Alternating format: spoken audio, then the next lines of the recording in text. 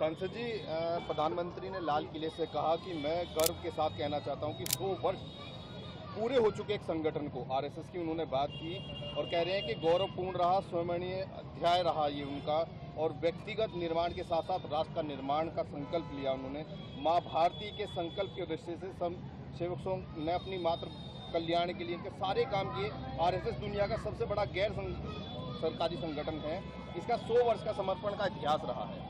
52 साल तो इन्होंने तिरंगा नहीं फहराया, 52 साल तो तिरंगा ही नहीं फहराया। जंग आज़ादी के अंदर कोई योगदान नहीं रहा। भारत छोड़ो आंदोलन में इनका योगदान क्या था? इन्होंने विरोध किया था।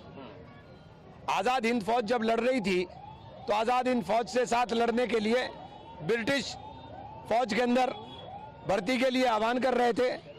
तो जंग आज़ादी में तो आपका योगदान नहीं रहा।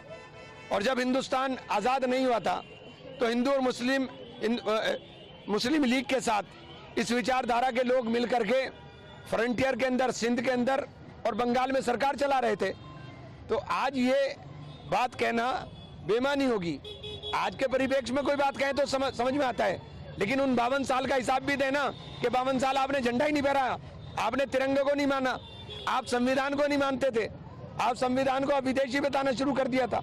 ये सब तथ्यात्मक बातें हैं जो मैं बोल रहा हूँ, तो इनका तो कोई जवाब नहीं आएगा। आज के बारे में आप कह सकते हो, आज के बारे में आप बात करो तो समझ में आएगा।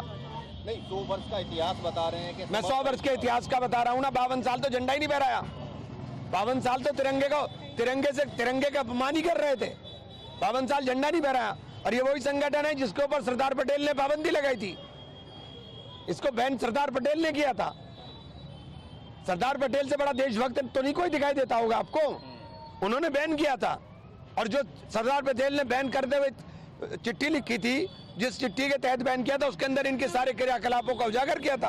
कांग्रेस के समय से ही लगातार चीजें चलती आ रही हैं, लगातार तो कांग्रेस का उस समय शासन रहा। तो अगर इस तरह की चीजें होती तो, अगर इस तरह की चीजें होती करा था ना। बता तो रहा हूँ, 52 साल झंडा नहीं बहराया। पूछो क्यों नहीं बहराया आपने झंडा भाई? 52 साल तो आपको तिरंगे से मतलब ही नहीं था। उनका कहना है कि ऑपरेशन सिंदूर को लेकर कि खून और पानी एक साथ नहीं बहेगा और हम ऐसे देश के साथ में अब कोई आगे की चीजें नहीं करें। अरे भाई, आपने पीछे की क्यों करी? आपने ऑपरेशन खत्म क्यों करा? आपने शुरू क्यों किया था फिर खत्म क्यों कर दिया? या तो पीओके पे झंडा लहरा के आते, पीओके हमारा था, हमारा है और हमारा रहेगा।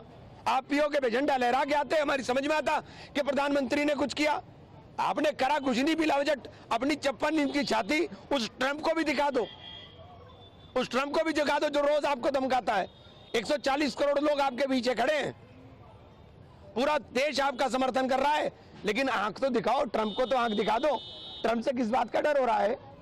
भारत जो है, कह रहे हैं कि भारत जो है परमाणु की धमकियां नहीं सहेगा। तो आप कोई पहले आदमी हो कि जो बोल रहे हैं? अटल बिहारी वाजपेयी जी बोल चुके हैं, उससे पहले इंदिरा जी ने करके दिखा दिया था, 2 टुकड़े करके दिखा दिए थे। आपने तो कुछ नहीं किया ना। आप तो सिर्फ बोलते हो, लोगों के सामने एक नैरेटिव बनाने का प्रयास करते हो। अब लोग समझ गए